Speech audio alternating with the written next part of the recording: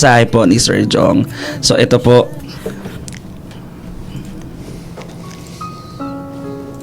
So sa bawat nota ng jazz ay may kwento. So sa bawat improvisation ay may kalayaan.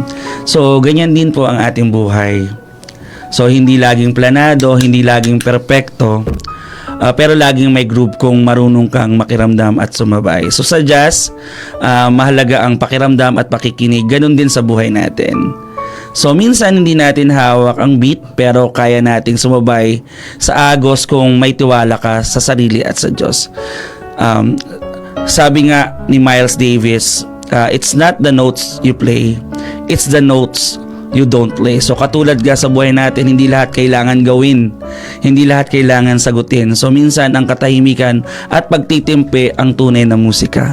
Sabi nga ay huwag natin kalimutan ang pangako ng Diyos. Sabi nga ay sa Jeremiah 29:11, "For I know the plans I have for you, declares the Lord, plans to prosper you and not to harm you, plans to give you hope and a future."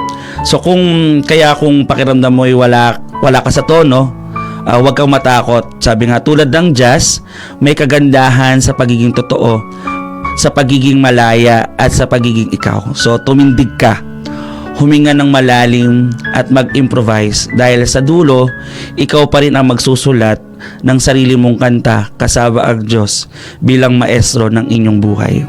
So keep grooving, keep dreaming, and most of all, keep believing. So mga ka-RK, yun po ang mensahe po ni Teacher Jong po sa inyo.